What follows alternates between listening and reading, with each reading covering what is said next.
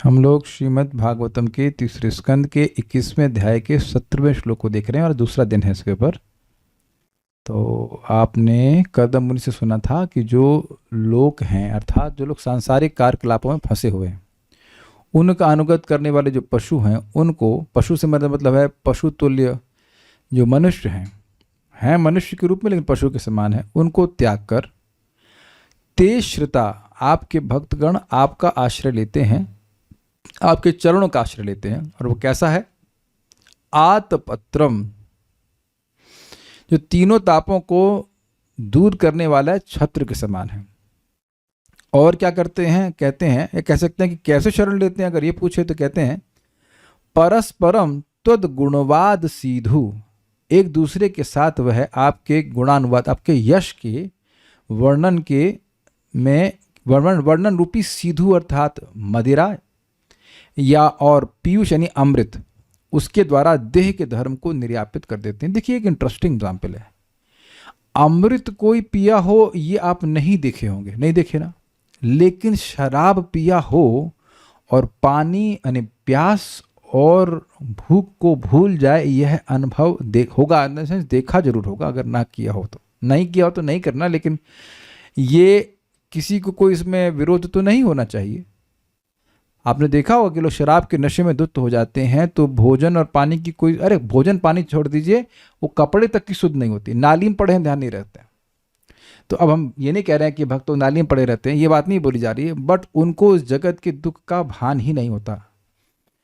अब देखिए ये बात अविश्वसनीय सी लगती है, लेकिन आप लोग सभी लोग आचार्यों के जीवन को जानते हैं। कैसे शिला रूप गोस्वामी, सनातन गोस्वामी और अन्य सभी छठ गोस्वामी जो थे वह 22.5 घंटा भजन करते थे। 1-1.5 घंटा कभी सो गए तो सो गए, नहीं तो वह भी भूल जाते थे। सबको पता है कि बात, ये सब पता ही होगी बात। How is it possible? ये हो गया ना देह के धर्म का अतिक्रमण। इसको आप और मैं इमिटेट नहीं कर सकते हैं, ये पहले क्लियर समझ जाना चाहिए। तो आपको पता भी ये बात। हमारे लिए आवश्यक है कि हम नियमित रूप से जो भी अपने शरीर की क्रियाएं वो करें ताकि हमारा शरीर डिस्टर्ब नहीं हो। लेकिन जो शुद्ध भक्ति के स्तर पर पहुंच गया वह इस देह के धर्म से परे चले जाएगा। ये कुछ समझ गए बात? मुझे अब प्रैक्टिकल याद आ रहा है। एक भक्त बता रहे थे, परम पूज्य गोपाल कृष्ण महाराज, मैं कई बार रिपीट कर रहा हूँ, यहाँ पे आ रही बात तो मैं फिर रिपीट कर रहा हूँ, कि जन्माष्टमी का कुछ अवसर था तो 10 कुछ समस्या रही होगी सब आयोजन में, तो 10 दिन वह सोए नहीं। अब एक दिन आदमी नहीं सोता है तो क्या हालत हो जाती है बताइए। मुझे याद है कि एक बार मेरी माँ हमारी बुआ जी के यहाँ एक कोई जगराता होता है, उसमें लेके गई थी हमको। तो बहुत छोटा था मैं, काफ़ी छोटा था। अब पूरा दिन नहीं सोए और पूरी रात होते होते 12-12:30 बजे इतनी नींद आ रही थी कि वो सारा, हम तो रूम में आ गए, बाहर कुछ कार्यक्रम हो रहा था, इतना जोर से साउंड बज रहा था, फिर भी मैं सो गया, मुझे पता नहीं चला। आप समझ रहे हैं कि नींद का आवेश कितना होता है। अच्छा ये देखे हैं कि ड्राइवर सो जाते हैं, कुछ समझे कि देह का धर्म है कितना स्ट्रांग। मैं अपनी आंखों से देखा हूं। मैं एक व्यक्ति को, हमारे ड्राइवर उस दिन नहीं थे मंदिर में, हमें जाना था भरतपुर प्रीचिंग के लिए, तो बाहर से कोई ड्राइवर हमने हायर कर लिए और 100 की स्पीड थी। और अच्छा था कि उस दिन मैं सो के गया था, तो नहीं तो मैं गाड़ी में जाते सो जाता हूँ। तो मैं आगे बैठा हुआ था और वो व्यक्ति भाई साहब आराम से सो रहे थे, और मुझे आश्चर्य हुआ कि सामने से गाय क्रॉस कर रही है, बंदा ब्रेक क्यों नहीं मार रहा है। तो मैं तुरंत उसको ऐसे ऐसे मारा हाथ, ऐसे उसने हाथ छोड़ दी। सोचिए 100 की स्पीड पे बंदा हाथ छोड़ दे रहा है, सो रहा। ये है देह का धर्म, कोई करेगा? और मुझे अब ये भी याद है कि जब मैं छोटा था तो मेरे पिताजी बुलेट पे मुझे आगे बैठा देते थे, तो मैं वहीं सो जाता था। आप लोग कभी ऐसा करते हैं? कभी किसी ने क्या है, बाइक पे आपके पिताजी लेके जा रहे हैं, साइंटिस्ट प्रूफ आपके कोई लड़के ऐसा किए, सो जाते थे गाड़ी पे? नहीं। बच्चों को तो आप देखे होंगे कि बच्चों को टांग ली माँ, गाड़ी में जा रहे हैं वहीं सो रहे हैं, उसी में सो रहे हैं। तो आप देख सकते हैं कि देह का धर्म कितना अद्भुत है। यहाँ तक ये प्रभुपाद जी की उदाहरण से मैं बोल रहा हूँ। और ये आप देखे हो, अगर पता नहीं देखे कि नहीं देखे, कभी आप देखे हैं कि कुत्ता गाय के गोबर को खाता है? देखे हैं कभी आप? मैंने लखनऊ में पहली बार देखा था। मैंने कहा ये गोबर क्यों खा रहा है, और आज भी मैंने देखा। और प्रभुपाद कह रहे हैं कि वो कभी कभी अपना भी गोबर खा लेता है। क्यों? ये भूख है इसकी वजह से। और ये भी बता रहे थे कि कंसंट्रेशन कैंप कुछ जो भी था वहाँ पे जर्मनी में, तो वहाँ एक दूसरे का वो मांस खा रहे थे। ऐसे वेरी अबॉमिनेबल। ये जो भूख है ये इतनी खतरनाक है कि व्यक्ति उसको सहन नहीं कर पाता। मैं एग्जाम्पल दे रहा हूँ कि स्लीपिंग और ईटिंग की, बाकी मैं कुछ बोलना नहीं चाहता। तो ये जो वेग है इतना ज़्यादा है कि व्यक्ति उसको भूल ही नहीं सकता। कौन यहाँ पे उपस्थित है भक्त कह सकता है कि वो भूख को भूल गए या नींद को भूल गए? जब नींद आती है तो आती ही है। तो अब आप समझ सकते हैं कि भक्ति का प्रभाव कितना अधिक है। ऑब्वियसली वो भक्ति उच्चतर भक्ति होनी चाहिए। साधना भक्ति के स्तर पर वैसा अनुभव नहीं कर सकते हो, लेकिन ये है बहुत अद्भुत बात। यह बता रहे इस प्रकार से भक्त जो है, जो निष्काम भक्ति करते हैं, उनको ऐसा सुख प्राप्त होता है। हम लोग श्रीधर स्वामी की टीका पढ़ चुके हैं, अब सारार्थ दर्शनी देखते हैं। यदि कोई कहे, देखिए इस संसार में पिता आदि और उनकी आज्ञा का पालन करने वाले पुत्र, भाई आदि लोग सामाजिक दृष्टि से और धार्मिक दृष्टि से यशस्वी तथा सुखी रहते हैं, ये देखा जाता है। तो फिर आप उन लोगों की सकामता के कारण निंदा क्यों कर रहे हैं? आपको याद होना चाहिए कि प्रजापति ब्रह्मा जी की आज्ञा कि प्रजा की सृष्टि करो, उस आज्ञा का पालन कर्दम ऋषि कर रहे थे। और कह रहे हैं इसी प्रकार से अन्य सभी लोग जिनके हृदय में कामना है वह वेद की वाणी से बंधे हुए हैं। तो अब यहाँ पे मान लो भगवान पूछें कि भाई देखो, पिता अगर बोले कि शादी करो, संतान उत्पन्न करो, धर्म करो, तो इससे तो व्यक्ति यशस्वी होता है ना? नहीं होता। आपने जीवन में भक्ति में आने से पहले क्या कभी किसी को अप्रिशिएट नहीं किया कि ये व्यक्ति बड़े अच्छे हैं? क्यों? अरे भाई अपने परिवार का पालन करते हैं, अरे बहुत अच्छी पोस्ट पे हैं, अपने माता पिता का सम्मान करते हैं। ये सब कह दीजिए कि ऐसा नहीं किया आपने। ऐसे ही लोगों को आप यशस्वी मानते हो। Do you agree? अच्छा मानते हैं। आपका मतलब जब भक्ति में नहीं आए थे, कभी आपने किसी की तारीफ करी थी? अरे वो 16 माला जप करते हैं। तब देख रहे हैं कि भगवान की कोई भक्ति कर रहा है, इस संबंध में लोक में यश नहीं प्राप्त होता है। कहीं इंजीनियरिंग कर रहा है, ये कर रहा है, या पैसा कमा रहा है, तो ऐसी बातें पिताजी बताते हैं कि नहीं बताते हैं? आपके पिताजी माँ आजकल तो स्पेशली बोलते हैं, माँ या पिताजी बोलते हैं बेटा डॉक्टर बनो, बेटा ये करो, बेटा वो करो। भजन करके क्या मिलेगा? तो यही बात एक आर्गुमेंट के रूप में रखी जा रही है कि आप ऐसा क्यों कह रहे हो कि सकाम होने से नुकसान है, आपको यश नहीं मिलेगा इसमें। अच्छा, दूसरी बात, दूसरे पक्ष में यानी दूसरी बात यह है कि पिता आदि को दुख पहुंचाकर जो निष्परिग्रही अर्थात विरक्त, सर्व त्याग करने वाले निष्कामी भक्त हैं, उनको कौन सा सुख प्राप्त होता है? जैसा आप जानते हैं कि खोला बेचा श्रीधर, वो एक झोपड़ी में रह रहे हैं, उनके पास धोती को भी सिलने के लिए कपड़ा नहीं है, कुछ पैसा नहीं है। अब बताइए उनको कौन, समान लोग जो हैं, क्या उनको अच्छा मान रहे हैं? तो तुम्हारा ये कहना कि तुम सकाम भक्त हो अच्छी बात नहीं है, ये तो हमको समझ में नहीं आ रहा है। सकाम होने से तो यश मिलता है, निंदा भी नहीं प्राप्त होती, तो तुम सकामता की निंदा क्यों कर रहे हो? और उसके बाद कहा जाए कि और उनका यश ही क्या है जिसके कारण आप उनकी प्रशंसा कर रहे हैं। कहने का मतलब है कि निष्काम भक्तों का क्या यश है, क्या कौन समाज में उनको बहुत मान रहा है जिस कारण से आप कहते हो कि वो बड़े अच्छे हैं? तो इसका उत्तर 2 श्लोकों में कहा गया है। ये कर्दम ऋषि कह रहे हैं, अर्थात भक्तगण काम से प्रभावित लोगों और उनके अनुयायी मेरे जैसे कर्म जड़ पशु लोगों का तिरस्कार करके तापों का निवारण करने वाले छत्र स्वरूप आपके चरण कमलों का आश्रय लेते हैं। देखिए बात बड़ी जबरदस्त बोले हैं। मान लीजिए किसी का व्यक्ति का पिता है, पिता तो होता ही है, अब वो भौतिकतावाद में बहुत बड़ा हुआ है, तो इस भौतिकतावाद में बढ़ जाने से क्या उसके दुखों की कोई कमी हो रही है? दुखों की कोई कमी नहीं हो रही है, दुख तो बढ़ते जा रहे हैं, बढ़ते जा रहे हैं। और वह भी अपने पुत्र को नहीं बता रहा है कि मैं इस भौतिकतावाद में उलझ करके सुखी नहीं हुआ हूं। ये बात, इससे पहले हम आगे बढ़ें, आप में से किसी के पिताजी ने ये बताया कि आप भौतिकतावाद में आगे बढ़ करके सुखी नहीं हो सकते हो? आप देख रहे हैं कि कोई वोट नहीं गिर रहा है, इसका मतलब ये बात बिल्कुल सत्य है जो यहां पे लिखा हुआ है। Anyone here? क्लियर ना? और अब शायद आप देख भी रहे होंगे कि वह लोग कभी सुखी हुए ही नहीं। ये देखिए, उसका कारण समझिए, बहुत सिंपल एकदम क्लियर समझ लीजिए। परम पूज्य राधा गोविंद महाराज समझाते हैं इस बात को कि देखिए भौतिक वस्तुओं का ये स्वरूप है कि जब एक चीज मिल जाएगी तो एक अभाव का निर्माण कर देगी। कोई सोचेगा कार नहीं है, चलो कार आ गई।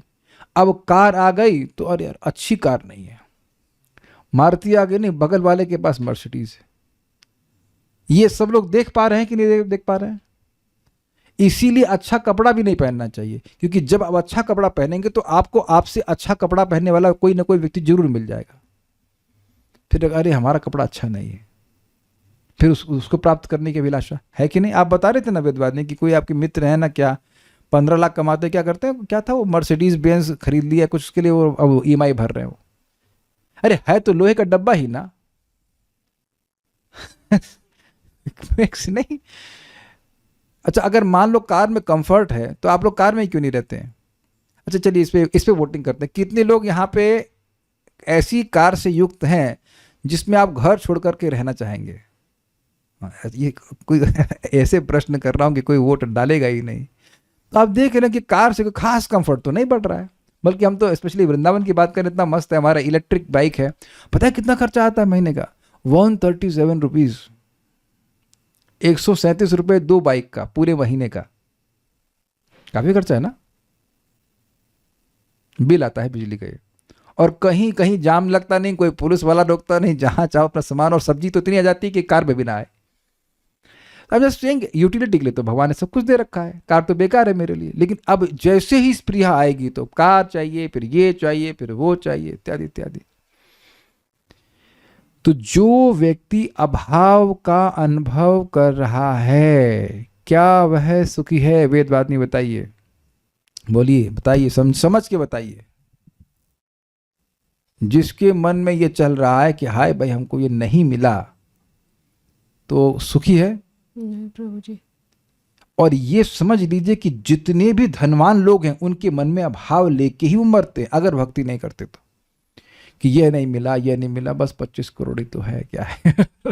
Like that. नहीं तो वो क्यों मेहनत कर रहे हैं? कहेंगे नहीं नहीं प्रभु जी वो संतुष्ट हैं। संतुष्ट हैं तो क्यों मेहनत कर रहे हो, बताओ? जो व्यक्ति संतुष्ट होता है वो मेहनत करता है। If you are satisfied will you work? ये बात है। तो ये बड़ा रहस्यमय चीज है कि वह खुद भी संतुष्ट नहीं है और अपने बच्चों को नहीं बता रहे कि तुम भी ऐसे संतुष्ट नहीं होगे, लेकिन करो करो करो, ये बात है। तो भक्त बताते हैं कि बेटा भक्ति करके तुम सुखी होगे। तो इसलिए कह रहे हैं कि ये जो यानी कि जो लीडर है वो काम से प्रभावित है, और जो उसके अनुयायी हैं वो क्या है? वो पशु की तरह है। वो कोई प्रश्न नहीं करते कि आप हमको बोल रहे हो, फॉर एग्जाम्पल IIT में जाने के लिए मेरे को बोला गया, या मुझे बोला नहीं गया, मुझे इन्फ्लुएंस किया गया कह लीजिए, तो क्यों जाऊं? पैसा कमाऊं तो क्यों कमाऊं? बस इतना बोला जाता था, बेटा कुछ बन जाओगे तो अच्छा होगा। क्या बन जाओगे ये नहीं बताते थे। तो शास्त्र बता रहा है कि बेटा पशु बन जाओगे। पशु, और पशु ही हो जाते हैं लोग। ये आप प्रैक्टिकल देखो कि बैल भी शायद 7-8 घंटे काम करता होगा, आजकल लोग मनुष्य की देर काम करते हैं 12-12 घंटे। तो आप समझ रहे हैं कि कैसे वह पशु हो जाते हैं। पशु विल नॉट क्वेश्चन। पशु ये प्रश्न कर ही नहीं सकता है कि मुझे क्यों मरना है, क्या इस मृत्यु को रोक सकते हैं। ये सब बातें यहाँ पे कह रहे हैं। कर्म, अच्छा एक और इंटरेस्टिंग बात है, यहाँ क्यों कह रहे हैं कर्म जड़ पशु क्यों कह रहे हैं?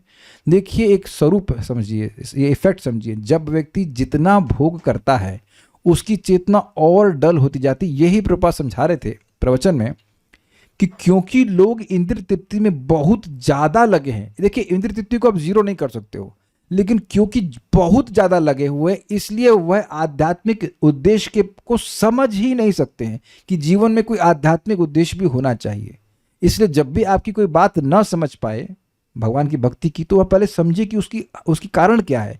क्योंकि उसने पूरा जीवन इंद्रिय तृप्ति करी तो उसको कुछ दिख ही नहीं रहा है, कुछ समझ ही नहीं आ रहा है।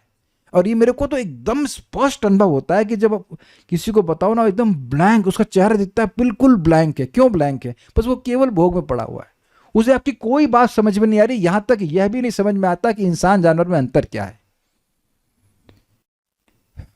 मैं एक सच्ची बात बता रहा हूं। हम एक घर में गए थे, उनके घर में तो बगल में कार्यक्रम करने के लिए गए, तो वो एक फिजिक्स के प्रोफेसर थे और स्कूल में प्रिंसिपल थे। मैंने केवल इतना बताया कि इंसान जानवर में अंतर क्या है। तो मैंने पूछा कि भाई क्या आप बताओ। मैंने क्या बताया? नहीं नहीं आप बताइए बताइए। इतना नहीं बता सकते कि तुम चार चीज समझ करके कि भाई आहार, निद्रा, भय और मैथुन समान है और धर्म जो है वह मनुष्य में विशेष बात है। इतना नहीं समझा पाए तुम, इतना नहीं तुम समझ पा रहे हो, इतनी बुद्धि जड़ है। तो अब समझ में आता, क्योंकि व्यक्ति इंद्रिय तृप्ति में लगा है, उसे कुछ समझ ही नहीं आता। स्पेशली कृष्ण कॉन्शियसनेस की बात, यही बात है।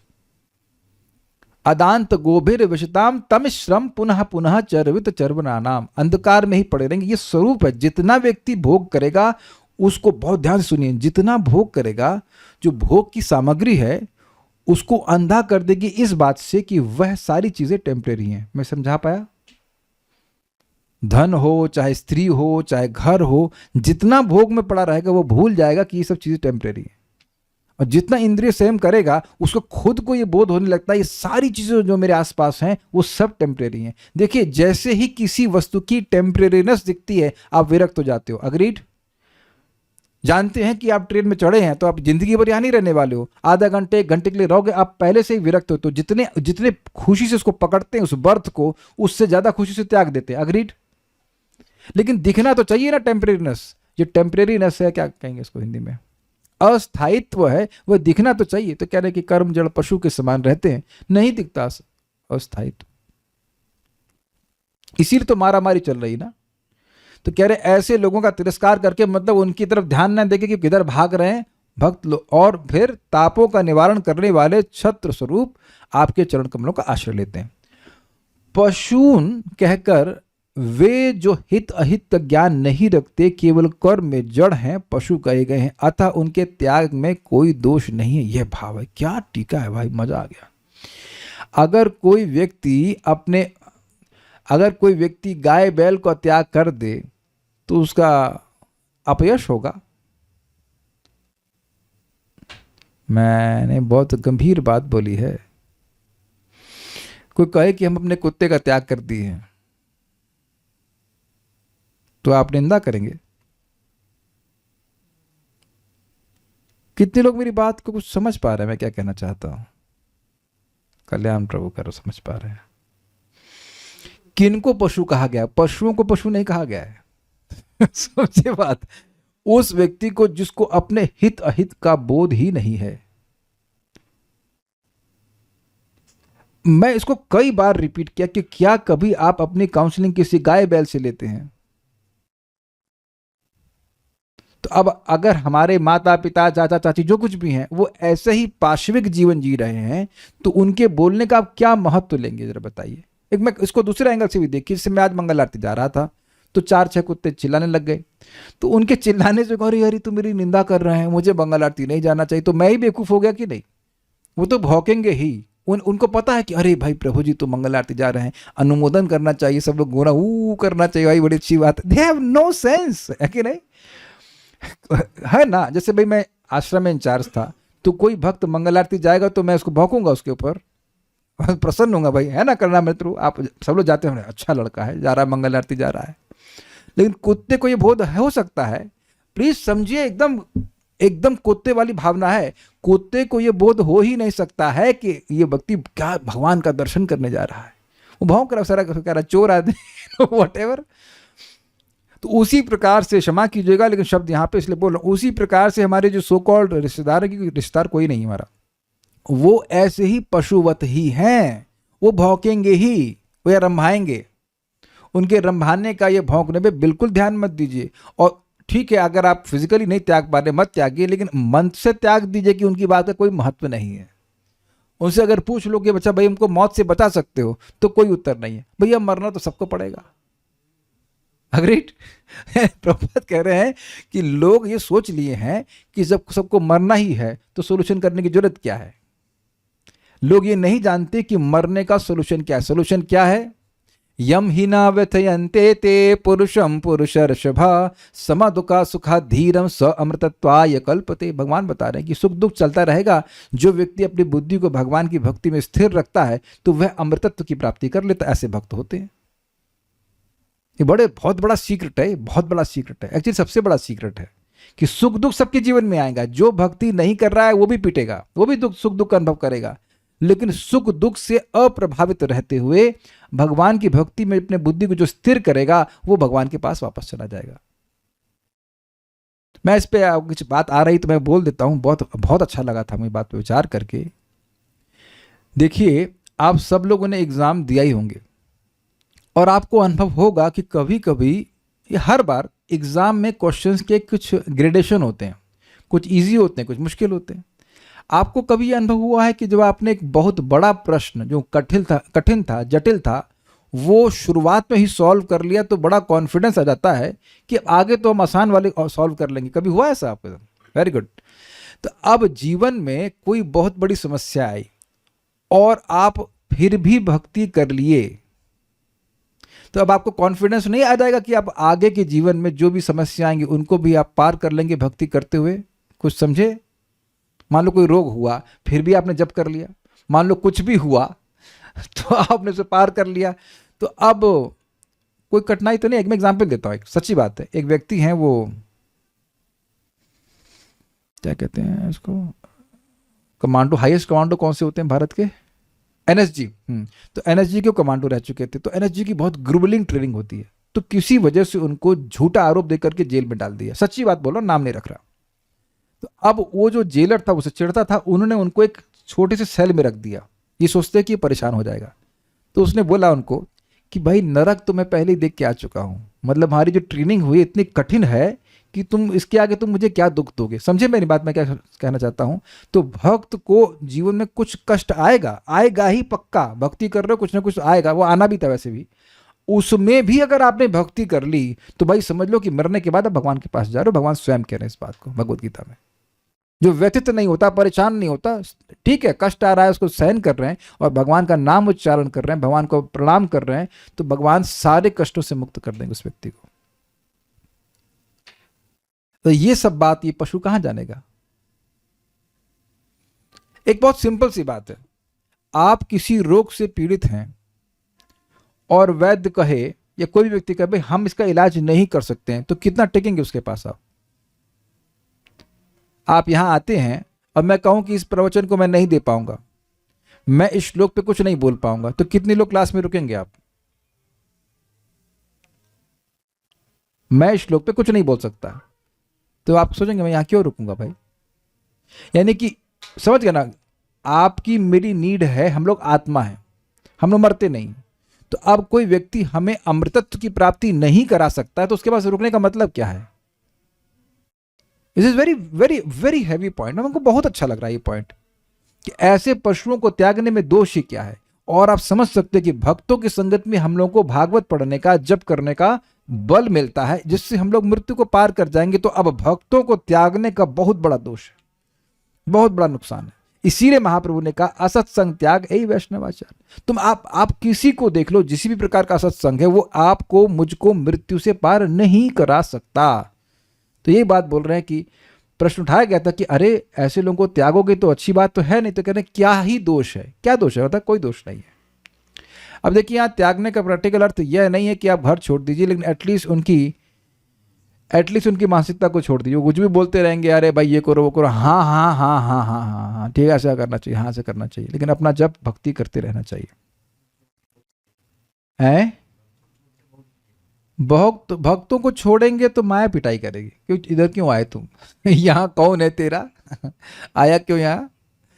या फिर लोकाम से आशय उन लोगों से है, लोकान होना चाह, लोकान से आशय उन लोगों से है जो न्याय, मीमांसा आदि शास्त्रों में निपुण हैं और जो उनके अनुयायी बनकर उनके उपदेशों पर विश्वास करते हुए भक्ति शास्त्र में अनभिज्ञ हैं। उन दोनों का भी भक्ति से रहित होना ही पशुत्व है। ये समझिए इसका मतलब क्या है। देखिए, पहले कैटेगरी में लोकान और लोकानुगत का मतलब क्या हुआ? पहले है कि वो कर्म के मामले में कर्म से जड़ हैं, वो भोगों में पड़े हुए हैं और उनके चेले भी इसी प्रकार के हैं। लेकिन दूसरा लोकान का अर्थ है कि शास्त्र में निपुण है लेकिन कर्मकांड में, मैंने बताया था ना, पंडित जी हैं वो आपको 1000 तरह की पूजा करना बता देंगे, आप इससे भौतिक रूप से सफल हो जाओगे, बेटा हो जाएगा, ये हो जाएगा, पैसा मिल जाएगा, ये हो जाएगा, ये सब बातें बोलते रहेंगे। तो वह शास्त्र में निपुण है लेकिन भक्ति शास्त्र में नहीं। और इनके जो अनुयायी हैं वो शास्त्र में निपुण नहीं है, तो वो उनकी तुलना पशु से की जा रही है। तो अब दोनों ही पशु के समान है क्योंकि दोनों ही पशु भगवान की भक्ति से रहित है, ये बात कहते हैं। देखिए, पहले वाले जो कैटेगरी दी गई है लोकान की, वो सब सामान्य लोग हैं। आप आसपास देख लो, कौन शास्त्र पढ़ रहा है? कुछ नहीं पढ़ रहा है, अपने नौकरी कर रहे हैं, अपने बच्चे पाल रहे हैं और अपने पुत्र पुत्रियों को भी बोल रहे हैं ऐसे करो। अग्रीड? तो यहाँ पे कोई शास्त्र नहीं जान रहा है। दूसरी कैटेगरी है कि पहला जो लीडर है वो शास्त्र जानता है, उसके चेले शास्त्र नहीं जानते, लेकिन वो शास्त्र जानता है, लेकिन शास्त्र में का जो तात्पर्य है भक्ति वो नहीं जानता। तो दोनों ही, क्योंकि शास्त्रों के तात्पर्य से अनभिज्ञ है, इसलिए दोनों पशु हैं। एक जो लीडर है वो शास्त्र पढ़ रहा है लेकिन शास्त्रों के तात्पर्य को नहीं जानता, और दूसरे जो हैं उनके मतलब उनके जो चेले हैं वो उन पे विश्वास कर रहे हैं कि गुरुजी हमको सही लेके जा रहे हैं। तो वो दोनों ही लोग पशु के समान ये कह रहे हैं। देखिए समझिए, एक बार समझिए श्लोक, देखिए समझ में आएगा से। लोकांश्च लोकानुगतान पशुश्च, तो ऐसे समझिए, लोक और लोकों के अनुगत पशु, तो इसमें इसका ऐसे अर्थ पकड़ेंगे तो लोक मतलब जो कर्म के रूप में, कर्म के मामले में कर्म से जड़ हो गए हैं, भोगों में पड़े हुए हैं, और उनके अनुगत जो लोग हैं वो पशु के समान है। एक दूसरा अर्थ है कि लोक अर्थात शास्त्र जान रहे हैं लेकिन भक्ति के मर्म को नहीं जानने वाले हैं। शास्त्र, क्षमा कीजिएगा, शास्त्र का मर्म जो भक्ति है उसको नहीं जानने वाले हैं, और उनके जो अनुगत है वह भी नहीं जान रहे हैं। तो ये दोनों ही पशु हैं।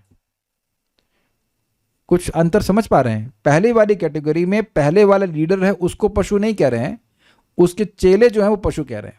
इसमें जो दूसरी वाले सेक्शन में दोनों ही जो शास्त्र को जान रहे हैं और शास्त्र को नहीं जान रहे हैं, उन दोनों को क्लब करके पशु कह दिया गया, क्योंकि भक्ति के तत्व को नहीं जानते।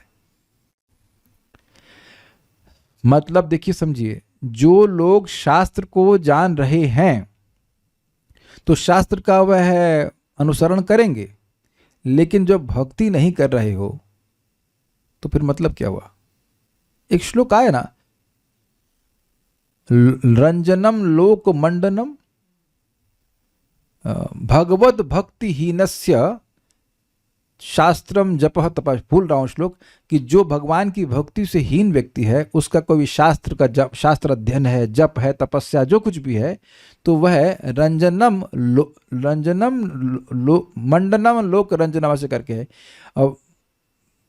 प्राणस्यैव, भूल रहा हूं, कि मान लो कोई शरीर है उसमें से प्राण चला गया, मरा हुआ व्यक्ति है, उसका रंजन, उसका आप मंडन करें, उसको सुंदर बनाएं, तो उसका क्या मतलब है? तो कोई भगवान की भक्ति कर नहीं रहा है और धर्म का पालन कर रहा है, उसका क्या मतलब है? व्यर्थ है, यही बात कह रहे हैं। हाँ, श्लोक बताइए, श्लोक बताइए। भगवत भक्तिहीनस्य जाति शास्त्रम जपस्तपः अप्राण अप्राणस्य देवस्य मंडनम लोक रंजनम। फिर से बोलिए श्लोक। भगवत भक्तिहीनस्य, ओके, भगवत भक्तिहीनस्य, जो भगवत भक्ति से हीन है। हाँ, जाति शास्त्रम जपस्तपः, जाति शास्त्र जप तप, उसका जाति, उसका शास्त्र अध्ययन, उसकी जप और उसकी तपस्या, वह सब कैसा है? अप्राणस्यैव देहस्य, अप्राणस्यैव देहस्य, जिस देह में प्राण है ही नहीं उसका मंडनम लोक रंजनम, मंडनम, उसका मंडन करना, उसको मतलब मेकअप करना, makeup of a dead body. लोक रंजनम, वह केवल लोगों को मनोरंजन करने के लिए है। और ये है, हमने देखा था उधर जोधपुर में, हम लोग बस पार्टी लेके गए तो वहां 1008 कुंडीय यज्ञ चल रहा है, लेकिन नामोच्चारण कहीं नहीं चल रहा। चलो तुम करो यज्ञ, कम से कम हरे कृष्ण मंत्र तो कुछ गा दो, तब तो कुछ पूर्ति हो। कुछ नहीं, स्वाहा हा हा चल रहा है, कुछ नहीं हो रहा है। केवल भावना हो रही है कि इससे हम सही हो जा रहे हैं, कोई सही नहीं हो रहा है। ड्रामा समझते हैं आप? ड्रामा, ड्रामा कह लीजिए बस। हाँ एग्जैक्टली, नौटंकी इज द वर्ड, नौटंकी हो रही है। कोई सुखी नहीं हो रहा है, उससे कोई सुखी नहीं हो रहा है। चरणात् पत्रम श्रिता, आपके चरण कमल ही छत्र स्वरूप हैं, जिन्होंने आश्रय लिया है, मतलब जिन्होंने उनका आश्रय लिया है। ऐसा कहने का अभिप्राय यह है कि जिनके पास यह छत्र यानी आपका चरण आश्रय नहीं है, वे पशु ही हैं।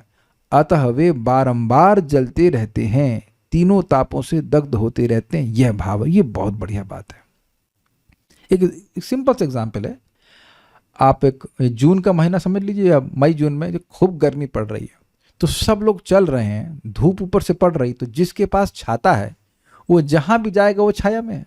अग्रीड? और जिसके पास छाता नहीं है वो जहां भी जाएगा सर पे धूप पड़ती है। ये अनुभव हुआ है कि नहीं हुआ है, पहले बता दीजिए। सबको अनुभव है ना? धूप बड़ी तीव्र थी, आप नहीं लेके गए छाता, तो जहां जा रहे हैं सर पे धूप पड़ी रही है। इजी।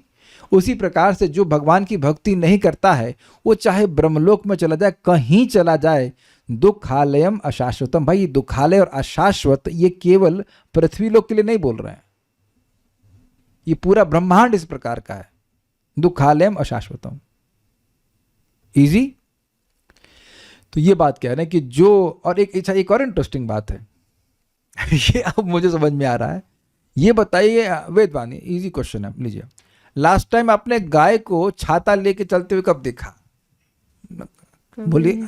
गाय नहीं पकड़ सकते, बंदर को तो देखा होगा आपने, कल्याणपुर इधर वहां बंगाल में कोई देखा हो आपने? जिराफ को, शेर को। तो एक मजेदार बात यह है कि क्या कोई पशु छत्र उठा सकता है? तो आप जान रहे हैं चाहे कोई भी पशु हो वह छत्र उठा ही नहीं सकता है ना? कितना मजेदार बात। यानी कि जो व्यक्ति इस पशु तुल्य जीवन बिता रहा है भगवान से विमुख, वह अगर भक्ति नहीं करता है तो उससे कोई आश्रय मिलेगा ही नहीं, जैसे बंदर को छाता मिलेगा ही नहीं। इसीलिए हम सब लोगों को भक्तों की कृपा का कृतज्ञ होना चाहिए कि भगवान के बारे में बताकर हम पर बड़ा उपकार किया है, और ये कृतज्ञता बनी रहती है अगर हम नियमित रूप से सुनते हैं। नहीं तो we take it for granted कि मिल तो रहा है वैष्णव संग, आराम से, क्या दिक्कत है।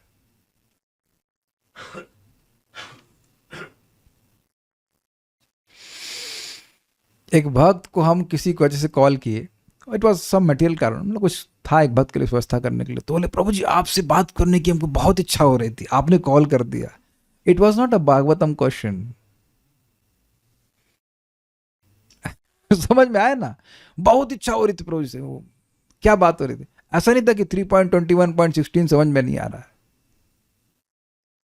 मैं वो उस पर नहीं बोलना चाहता हूं कि वो क्या पूछ रहे थे, but it was not Krishna consciousness. घर बैठे आपको कथा सुनने को मौका मिल रहा है तो उत्तर क्या हमको सुनने को मिलता है? प्रभु जी मन ही नहीं करता।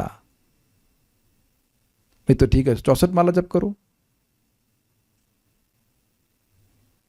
बड़ा दुख लगता है। और वो कोविड से बच के आई हैं जिंदा।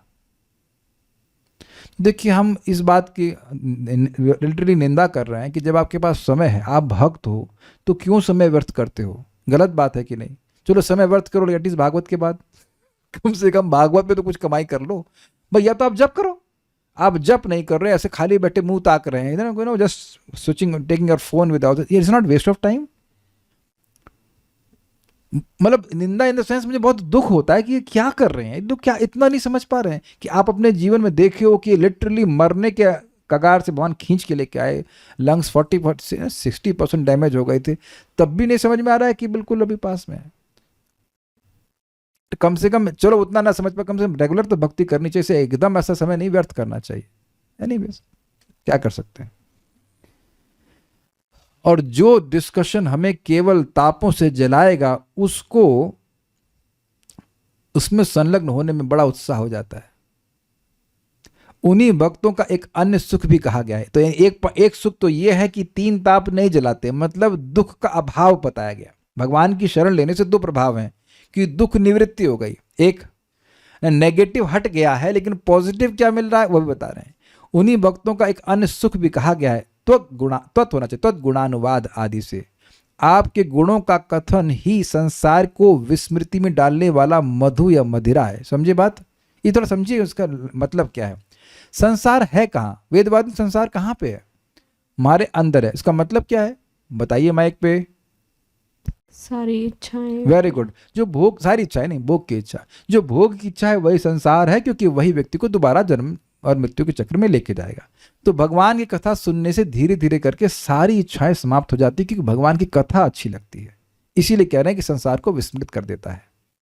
मतलब मधु या मदिरा है, क्योंकि मदिरा व्यक्ति को जैसे अपने परिवार के प्रति अनभिज्ञ कर देती है कि नहीं कर देती। देखा ही होगा आपने कि शराब पी लिया और टल्ली वाला वो पड़े हुए हैं, अब पत्नी मर रही है, बच्चा बुखार में, उन्हें कोई मतलब ही नहीं है। तो ये शराब का प्रभाव होता है। तो जैसे जगत में शराब भुला देती है रिश्तों को, ऐसे ही भगवान की कथा भी भुला देती है। मृत्यु को दूर करने वाला और अति स्वादिष्ट होने के कारण वह अमृत है। अब ये क्यों बोला, देखो सीधू तो बोल दिया, और अब उसको पीयूष क्यों बोल रहे हैं? कि केवल अगर सीधू बोल देते, शराब बोल देते, तो थोड़ा भाव ठीक नहीं आता। ठीक है, शराब है, संसार को बुलाने वाली है, लेकिन कुछ उसकी सुस्वादुता का और अमृतत्व प्रदान करने का गुण क्लियर नहीं था, इसलिए बोले पीयूष। ये बहुत अच्छी है। ये शराब तो बहुत खराब होती है ना, भुला देती है दुखों को, सही बात है, लेकिन अच्छी तो नहीं होती ना। कैसे पता आपको वेदवान? सुन करके, ठीक है, गुड। तो आप जान रहे हैं कि ये खराब होती है, खराब होती है, बदबूदार, सड़ा सड़ा। आप समझते हैं, शराब मतलब सड़ा हुआ आग, यू नो दैट पॉइंट, सड़ा हुआ जल, तो वो खराब होता है। लेकिन तो कहीं कोई असर ना डाउट करे कि लगता है ये भी खराब होगा, तो कहते हैं नहीं नहीं नहीं, ये पीयूष है, ये अमृत के समान है।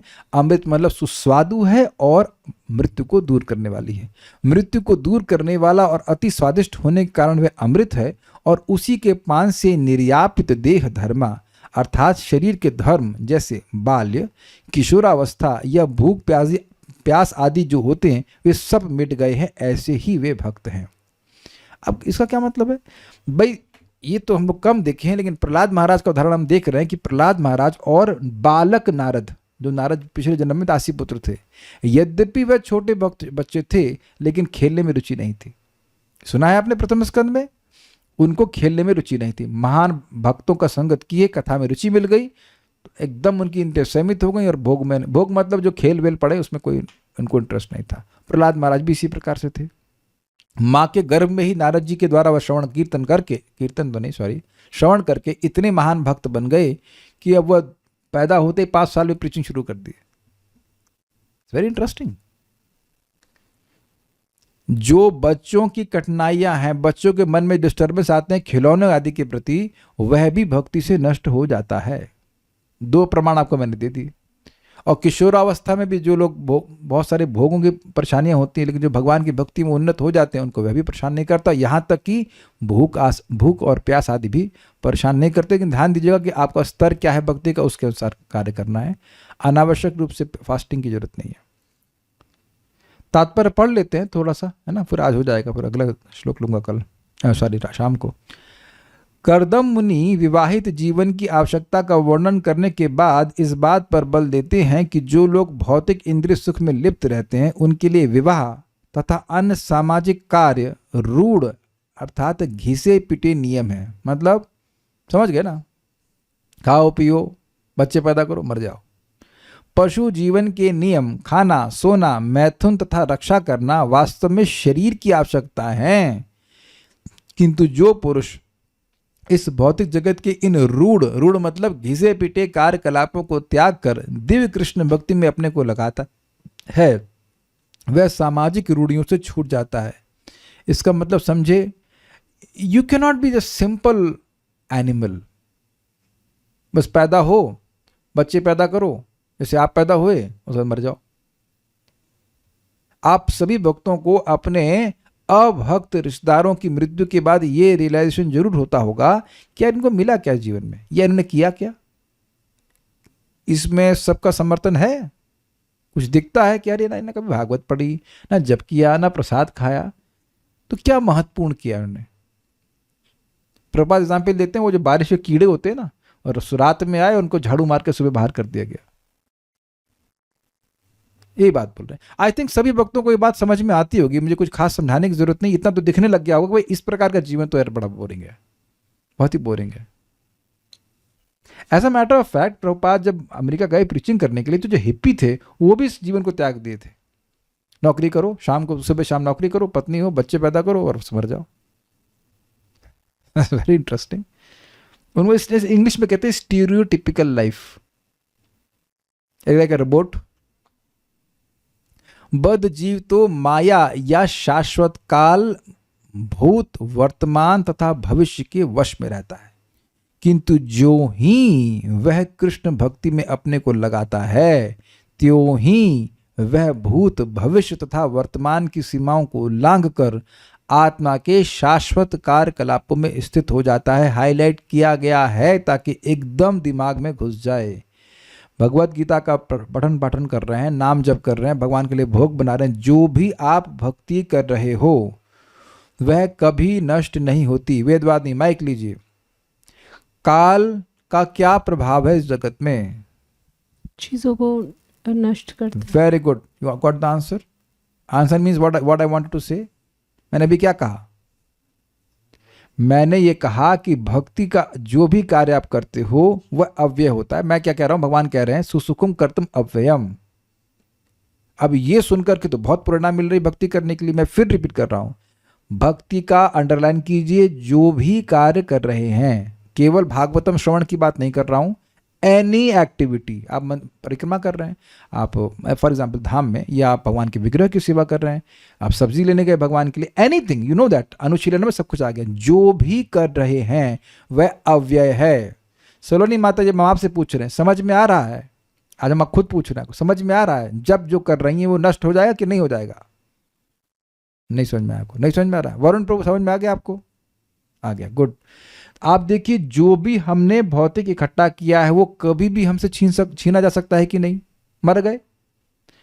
अरे बुद्धि पे अगर अहंकार है तो एक दिन बुद्धि भी नहीं रहेगी। चलो, सलोनी को समझ में आ गया, वेरी गुड। तो उपलक्षण से जब सबसे छोटे बच्चे को समझ में आ गया तो सब अन्य लोगों को भी समझ में आ गया होगा। धनंजय से पूछ, धनंजय बेटा समझ में आ गया? हाँ ठीक है। तो इतना तो हमको समझ लेना चाहिए कि जब भी आप भक्ति का कोई कार्य कर रहे हैं, कोई भी, तो उस पे काल का जो नाश करने वाला प्रभाव है वह नष्ट नहीं हुआ। तो जब उस फल पर निर्भर नहीं, फल पर प्रभाव नहीं पड़ रहा भाई साहब, तो आप पर कैसे पड़ेगा? तो कह रहे हैं शरीर तो नष्ट हो रहा है, तो वो तो भगवान पहले ही बोले हैं।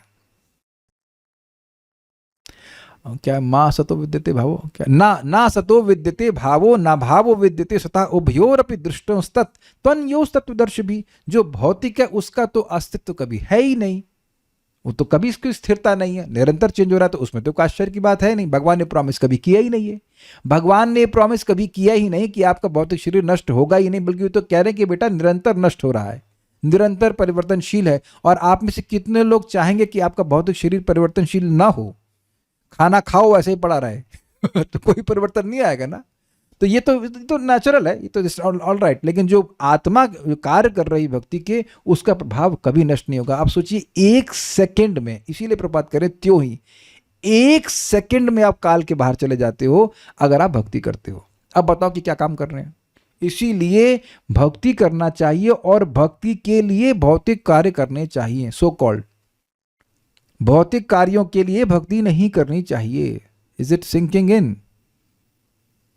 नौकरी कर रहे हैं ठीक है, लेकिन इसलिए ताकि भक्ति कर सको। ये नहीं कि नौकरी से जब समय बचा तब भक्ति करो, वो भी ठीक ही है। अगर कोई नहीं कर रहा है तो उससे अच्छा तो कम से कम ही करे। लेकिन दिमाग ऐसे लगाना चाहिए कि हम जो कार्य कर रहे हैं वो असिस्ट करे भक्ति को, ये सबसे अच्छा होगा। I hope you are getting the point. क्योंकि जो जो आप कार्य कर रहे हैं भक्ति का, उस पे काल का प्रभाव नहीं है, ये बात है। बहुत अच्छा, हमको बहुत अच्छा पॉइंट लगा था। जैसे ही इसमें कुछ मतलब नहीं है कि आप कौन से आश्रम में हैं, एनी आश्रम, कोई भी योनि, इन द सेंस बच्चा हो, बड़ा हो, बूढ़ा, उससे कुछ मतलब नहीं है। You are chanting, you are hearing, you are doing service to Krishna, it is all eternal, कोई छीन नहीं सकता। कभी कोई मुझसे ये मत कहना कि आपकी सेवा छीन गई है। तो आप अगर कोई ऐसा सोच रहा है तो वो बेवकूफ़ है, उसको पता ही नहीं है कि सेवा कोई छीन, ना तो कोई सेवा दे सकता है ना कोई सेवा छीन सकता है। इन द सेंस की अकल होना चाहिए। कोई प्रभु जी हमको प्रसाद नहीं मिला, तुम्हारे हाथ कट गए हैं क्या, तुम भगवान को अर्पण नहीं कर सकते हो? तो ये कोई नहीं कहते कि तुम जो है आलसी हो, है कि नहीं? कौन तुम, किसी की हिम्मत नहीं कि आपको प्रसाद रोक दे। अरे फल लो, सब्जी लो, काटो, बॉयल करो, खिलाओ, भगवान को अर्पण करो। भगवान तो ये नहीं कह रहे कि जब मुझे डीप फ्राई दोगे तभी मैं स्वीकार करूंगा, ऐसे बोले वो तो कच्चा खाने के लिए तैयार है। Raw, is it not? पत्र पुष्प फलम, तो एवरीथिंग रॉ, कुक भी करने की जरूरत नहीं है। आई मीन टू से कि अगर आप ये मुझसे कहते हो ना आपकी सेवा छीन ली है, कोई भी व्यक्ति कहता है, ये बहुत बड़ा बेवकूफ़ है, बहुत बड़ा बेवकूफ़ है। गौर नेताजी जी का विग्रह ले आओ, अगर कोई कहे मंदिर में सेवा नहीं दे रहा, ठीक है, अपना मंदिर खुद ही खोल लो। और वो भी ना करना हो तो फोटो ले लीजिए, फोटो तो फ्रीली उपलब्ध है। आप समझ ही रहे होंगे मैं क्या कह रहा हूं। और भगवान हृदय में भी बैठे हुए हैं, नाम जप कर लो। मैं खाली ये बोलना चाहता हूं, there is no restriction to get inexhaustible benefit. अव्यय लाभ प्राप्त करने में कोई रुकावट नहीं है भाई आपके लिए, ये यहाँ पे लिखा हुआ है। जो विवेकी है वो करेगा। भौतिक जीवन के सुखों व भोग के लिए मनुष्य को वैदिक आदेशों के अनुसार चलना होता है, क्योंकि जब आप धर्म करेंगे तो फिर अर्थ मिलेगा और फिर काम मिलेगा। किंतु जिन्होंने भगवान की भक्ति करनी स्वीकार कर ली है, वे इस भौतिक जगत के किसी प्रकार के विधि विधान से भयभीत नहीं होते। मतलब ये करना चाहिए, आज ये व्रत करो, आज वो व्रत करो ना, कृष्ण भक्ति कैला सर्व कर्म कृत होए। Got it? ये बात बोल रहे हैं। ऐसे भक्त भौतिक कार्यकलापों की रूढ़ियों की परवाह नहीं करते। रूढ़ी मतलब भाई घिसा पिटा, ये रस्म है वो रस्म है, ये सब नहीं। वे निर्भीक होकर उस शरण को ग्रहण करते हैं, अर्थात भगवान की शरण को ग्रहण करते हैं, जो जन्म मरण के चक्र रूपी धूप के लिए छाते का काम करती है। देखिए, अब हमको नहीं पता कि अन्य भक्तों की क्या श्रद्धा है, लेकिन हमको कर्मकांड में कोई श्रद्धा नहीं है। कोई बोला कि भाई आपकी ये बरसी कर लो, ये कर लो, वो कर लो। हमने कहा भाई दीपदान तो रोज कर रहे हैं ना, आप कह रहे हो कि उसका ये बड़ा श्राद्ध है, जो भी, हमको कोई श्रद्धा इस मामले में नहीं है। मैं ये नहीं कह रहा हूँ कि सबका फायदा नहीं होता है, लेकिन हमको बहुत डाउट है कि इस पंडित जी को दे रहे हैं, उसके पहले तो पान हटाना पड़ेगा ना हमको, सॉरी गुटखा, और उससे पूछो कि जीवन का लक्ष्य क्या, तो कुछ तो उसको पता नहीं है। उससे तो अगर करना ही है तो वैष्णव का प्रसाद खिला तो बहुत अच्छी बात है। हमें इसमें जीरो श्रद्धा है। कोई कहे ना कि आपके घर में कोई मर गया है तो भगवान को भोग नहीं लगा सकते, तो जिसको जो बोलना है वो करे। हमारा सिंपल सिस्टम है कि हम तो भोग लगाएंगे। हम पिता माता जी को संस्कार करके आए, फिर कोई भोजन बनाने वाला नहीं था तो हम खुद भोजन बनाए और अर्पण किए। अब इसकी वजह से नरक जाना हो तो हम तो जाए, हम तैयार हैं, हमको कोई मतलब नहीं, हम जाएंगे, मुझे पता है कि नहीं जाने वाले। जब पहले तो यहाँ से हटाई ना भगवान को, आप जब अपवित्र हो गए तो हृदय से हट जाना चाहिए भगवान को। हमको बड़ा क्रोध आता है, अपने बच्चे के लिए खाना नहीं बनाएंगे, सबसे पहले भगवान का खाना बंद। पैदा हो गया, ये हो गया, भाई जिसका जैसा विश्वास है। हमसे अगर आप पूछेंगे तो हम तो ये कहेंगे भाई भगवान का सेवा होती रहनी चाहिए, सीधी सी बात। हमको इसमें और जो कुछ भी जैसा कुछ बोले, हमको उसमें कुछ विश्वास नहीं। सूतक फूतक विश्वास मीन्स आई डोंट केयर, होगा होता होगा, आई डोंट केयर, ऐसे आई कांट केयर लेस। किसी ऐसे व्यक्ति से तो हम खाना नहीं बनवा सकते ना जो भक्त नहीं हो।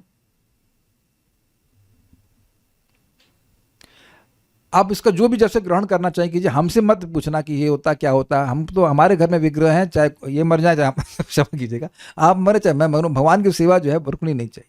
You should just continue chanting Hare Krishna. प्रमाण क्या है? प्रमाण है श्रीवास ठाकुर, उनका लड़का मर गया तो उनकी पत्नियां सब रोने, क्षमा कीजिएगा पत्नियां नहीं थी, पत्नी रोने लगी और लोग भी रोने लग गए। तो बाहर निकले, महाप्रभु का कीर्तन उसमें हो रहा था, कह रहा है एकदम चुप हो जाओ, अगर तुम्हारे रोने की वजह से महाप्रभु का कीर्तन डिस्टर्ब हुआ तो मैं गले में पत्थर बांधकर तुरंत अभी गंगा जी में कूद जाऊंगा। अब सारी स्त्रियां क्षमा कीजिएगा, स्त्री से मेरा मतलब है कि उनकी पत्नी और अन्य स्त्री एकदम चुप हो गई। जब महाप्रभु कीर्तन हो रहा था, कुछ शांति हुई, कुछ हुआ, तो महाप्रभु के भक्तों ने बताया कि कुछ, वो खुद ही बोले हुए, तो अंतर्यामी है कि लगता है कि कुछ अनिष्ट हुआ है। तो उन्होंने कहा हाँ, श्रीवास ठाकुर के घर में उनके पुत्र की मृत्यु हो गई। तब महाप्रभु कहते हैं कि तुम्हारे जैसे भक्तों को छोड़कर मैं कैसे जा सकता हूँ। ही वॉज इंडिकेटिंग कि मैं संन्यास लेने वाला हूँ। कुछ समझ नहीं पाया लेकिन बात को, लेकिन फिर महाप्रभु आते हैं और उसको, उस बच्चे को फिर जिंदा कर देते हैं। फिर कहते हैं अरे कौन किसका बेटा था, तब सब लोग शांत हो जाते हैं। But that's how dedicated devotees are. हमारा संबंध भगवान से नित्य है, इसलिए जो भी उनकी सेवा है वह नित्य। इस संबंध में बहुत अच्छी बात बताता हूँ। परम पूज्य राधा गोविंद महाराज कहते थे, बहुत अच्छी बात, बहुत अच्छी बात। ये पिछले जन्म में मेरी पत्नी थी कि मैं पति था या मैं पत्नी था या मैं गधा था, मुझे कुछ नहीं पता। लेकिन चलिए अगर ये मान लिया जाए कि मैं पिछले जन्म में इंसान था, तो उस समय मेरे जो कर्तव्य थे वो इस जन्म में तो नहीं है, और अगले जन्म में अगर मेरे जो कर्तव्य होंगे तो इस जन्म से वो अलग होंगे, स्वीकार्य है। लेकिन भगवान के प्रति जो कर्तव्य हैं वो जन्म जन्मांतर चलते हैं, वो शाश्वत होते हैं। उस पे फोकस करना चाहिए। जो यहाँ के हैं उनको जितना आप, जिससे जितने से काम चल जाए उतना निभा लेना चाहिए। अब देखिए, हम स्पष्ट बोल रहे हैं, प्लीज आप बुरा नहीं मानना। अभी वेदवादिनी की दादी की मृत्यु हुई थी, तो उससे पहले हमने सहायता करी कि नहीं? हम ये गई वहाँ पे, राधा को उनका जल दिया, उनको बोला कि भगवान को दीपदान करो। उस टाइम सहायता की जरूरत थी, कर दी। और भी आपने जो सहायता करनी थी कर दी। उसके बाद हम यहाँ पे दीपदान कर ही रहे हैं, तो मैं क्या 13वीं में जाऊं बताइए? मैं 13वीं में जाके क्या दिखाऊं मैं अपना मुंह? वहाँ अब मुझे विद ऑल ड्यू रेस्पेक्ट भक्तों का दर्शन तो नहीं होगा, तो मैं क्या करूंगा जा करके बताओ? हम सुन चुके हैं ना कि जो भगवान को दीपदान करता है उनके सारे पूर्वजों को उद्धार भगवान कर देते। एक दादी, चाची, मम्मी, ताई का कहना ही क्या। तो अब हमको ये बता दिया जाए कि हम श्रद्धा किसके ऊपर रखें, भागवत पे रखें, जो भक्ति प्रतिपादक शास्त्र उस पे रखें, या हम इस 13वीं की रस्म उस पे रखें। हमने तो कोई ना करी 13वीं, कुछ भी था भगवान का प्रसाद भक्तों को खिला दिया, बस खत्म होंगे, उससे अधिक क्या है। आप एक बात सुन लीजिए, वैष्णवों को प्रसाद खिलाने का मतलब समझते हैं भगवान को सीधा हनी देना। तब इस पे हम विश्वास रखें कि जो कर्म कांड उस पर विश्वास रखें। उम्मीद है कि बात समझ में आ गई। हमको नहीं पता आप लोगों का रिएक्शन क्या आ रहा है, हम नहीं जानना भी नहीं चाहते, बट हमारा फेथ इसमें है नहीं। ये कर लो, पूजा करो, नाम पहले कभी करते थे ना हमने कभी करी, हमको कोई इसमें इंटरेस्ट नहीं है। भगवान की भक्ति की तुलना में क्या है, कुछ भी नहीं है भाई, कुछ भी नहीं है। बहुत, अरे केवल प्रसाद आप खा रहे हो तो 100 पीढ़ियों का उद्धार होगा। तो थोड़ा अगर कुछ हाजमा कमजोर हो तो हाजमुला खा लीजिए, 4-5 रोटी और प्रसाद की खा लीजिए और उद्धार हो जाएगा। विश्वास ही करना है तो भक्ति पे विश्वास करना चाहिए ना। भौतिक अस्तित्व में एक शरीर से दूसरे शरीर में आत्मा का निरंतर स्थानांतरण ही दुख का कारण है। बद्धजीवन का यह भौतिक अस्तित्व ही संसार कहलाता है।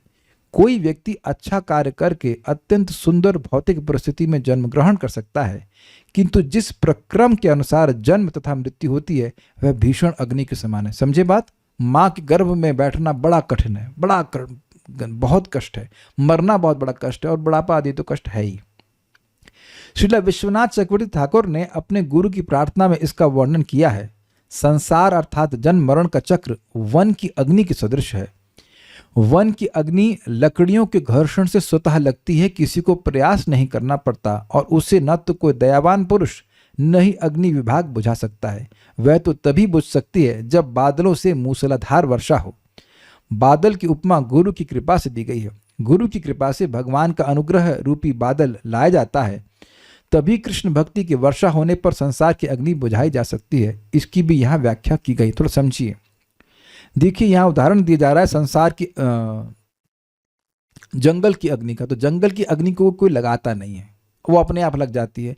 उसी अलग कारण का अनुमान नहीं कर सकते कि लगी कहाँ से।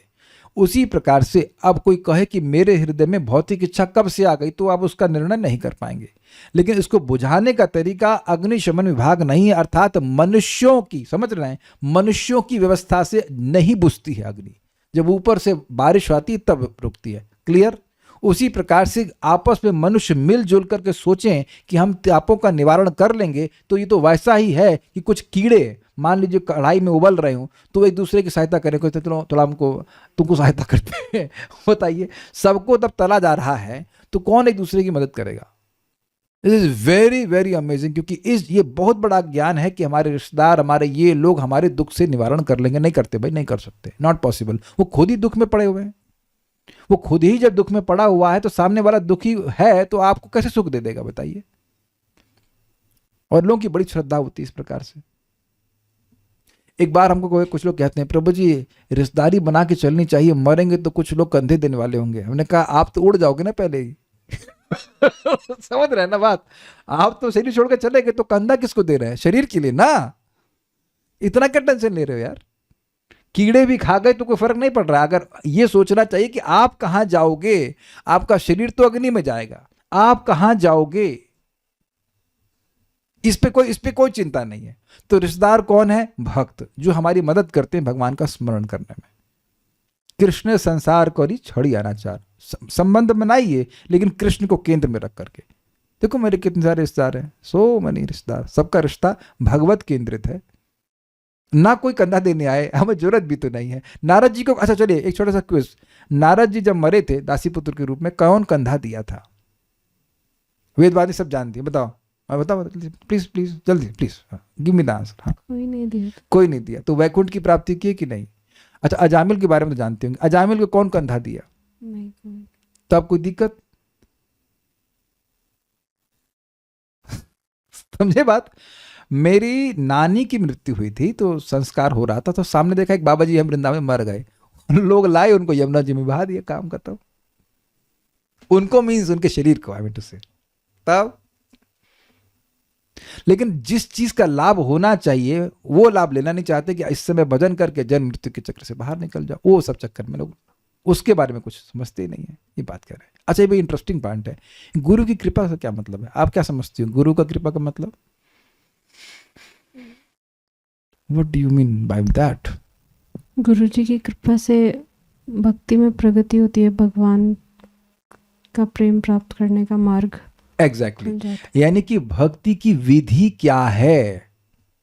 जैसे जैसे वैद्य बताता है बेटा ये दवा ऐसे लो। जैसे मैं एक मजेदार बात बताता हूँ आपको। आज मैं गया बर्ड फूड लेने के लिए, बड़ी मजेदार बात। हमने कहा भाई हम वृंदावन की जो मछलियाँ नहीं सॉरी पक्षी उनको खिलाएंगे, हम खुश थे। तो मैं लेने गया, तो मैंने कहा उसको भाई पक्षियों को सबसे अधिक क्या पसंद है? तो बोला कंगनी हमारे पास है। तो कंगनी शब्द से हम अभिज्ञ हैं, हम जानते क्या। तो हमने कहा फॉक्स टेल, मिलेट। कहते हाँ। मैंने क्या रेट है? 100 रुपये किलो। अरे बड़ा सस्ता है। फिर मैंने वो बेचे जा रहा है 100 किलो उसके पास पड़ा हुआ है। फिर मैंने उनको बताया कि आपके घर में किसी को डायबिटीज़ है? कहते हैं 2 लोगों को छोड़कर सबको है। तो अब आप देखिए कि सॉल्यूशन उसके पास टनों टन भरा हुआ है आपकी दुकान पे ही, लेकिन नहीं पता ज्ञान। आप समझे बात?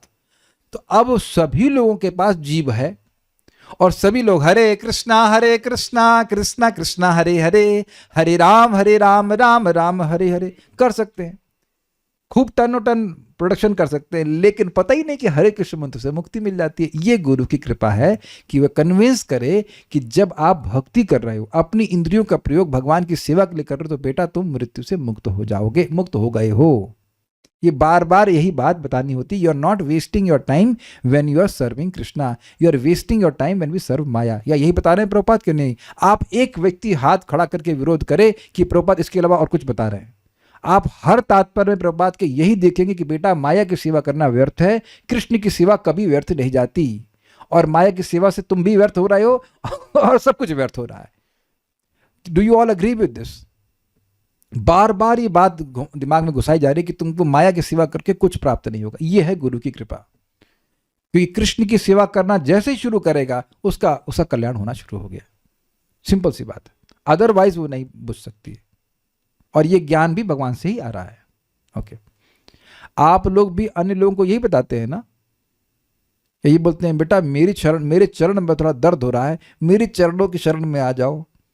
आप जानते हैं कि कोई इस्कॉन का डिवोटी ऐसा बोलने की हिम्मत भी नहीं कर सकता that you take shelter of me. सुने हैं किसी प्रवचन में ऐसा बोलते हुए किसी भक्त को? हमेशा भक्त बोलते हैं भगवान की शरण में जाइए, भगवान का नाम उच्चारण करिए। अग्रीड, यही प्रमाणिक गुरु का लक्षण है, ये बात बोल रहे हैं।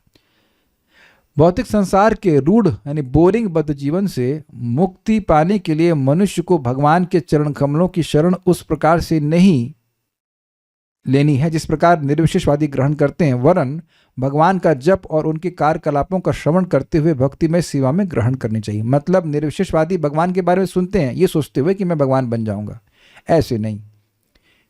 अपने शाश्वत संबंध को जागृत करने के लिए करना चाहिए, तभी सांसारिक कर्मों एवं बंधनों से मुक्त हुआ जा सकता है। इसका मैं उदाहरण देता हूँ, बड़ा मजेदार।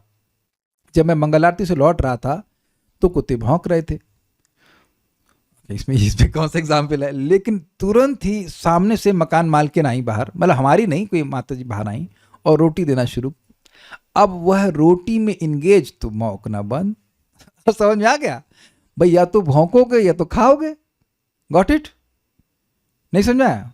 भौंकना मतलब फालतू काम कर रहा है वो, और रोटी खाएगा तो उसको नरिशमेंट होगा। तो अब अगर भक्ति के कार्यों में संलग्न है तो फालतू के कार्य अपने आप बंद हो जाएंगे कि नहीं? कि कार्य तो एक बार में ही करोगे ना। हमको बहुत अच्छी शिक्षा मिली इससे, स्वीकार है, समझ में आ रहा है? या तो भौंकोगे या फिर खाओगे। वो इतने नालायक, रोटी खा के फिर भौंकना शुरू हो। हमने कहा ये तो प्रैक्टिसिंग डिवोटी विषय संग्रह, कभी भजन कभी भोग। लेकिन इतना बात समझ ली इस क्लास के बाद, फिर आपके पास कोई सेवा है तो माया के लिए अवकाश नहीं है, अदरवाइज विल बी डिस्टर्ब। यही बात बोल रहे हैं कि इंद्रियों को भगवान की सेवा में लगाई रखिए तो इंद्रियां अपने आप माया की सेवा से छूट जाएंगी। ये बात बोल रहे हैं। या तो रोटी खाओ या भौंको। सीधी बात। यहां पर यह संस्तुति की गई है कि मनुष्य को चाहिए कि वह एक मिनट फिर उसी एग्जाम्पल पर विचार कीजिए। उनको भौंकने से क्या मिल रहा है? कुछ नहीं मिल रहा है। रोटी खा रहे हैं तो कुछ पुष्टि मिल रही है, उसी प्रकार से माया की सेवा करने क्या मिल रहा है? कुछ नहीं मिल रहा है, आत्मा को कुछ नहीं मिलता है उससे। और भगवान की भक्ति करते तो वी फील नरिश्ड, तुष्टि पुष्टि शुद्ध पायो नु घासम। यहां पर यह संस्तुति की गई है कि मनुष्य को चाहिए कि इस संसार के बद्ध जीवन और तथाकथित सभ्य पुरुषों की संगति का परित्याग कर दे, जो शिष्ट रूप में केवल खाने, सोने, संभोग करने तथा रक्षा करने का वही घिसा पीटा जीवन बिता रहे हैं। समझे बात? जिनके पास भगवान के टॉपिक डिस्कशन करने में कोई रुचि नहीं है, ऐसे लोगों की संगति नहीं करनी चाहिए। करो तो उनका उद्धार करने के लिए, अदरवाइज नहीं करो। You talk if they want to hear about Krishna, नहीं तो कुछ भी नहीं। There are many people, sometimes they can be. भगवान की महिमा का कीर्तन तथा श्रवण यहाँ पर त्वदगुणवाद सीधु के रूप में वर्णित है। भगवान की लीलाओं का कीर्तन तथा श्रवण रूपी अमृत का पान करके ही मनुष्य इस संसार की मादकता को भूल सकता है। और ये आप लोग अनुभव भी कर रहे हैं कैसे भगवान के बारे में सुनने से यहाँ का ज्ञान नष्ट होता है। Okay, so will stop here. Thank you so much. Shrimad Bhagavatam की जय, श्रील प्रभुपाद की जय, निताय गौर प्रेमानंदे।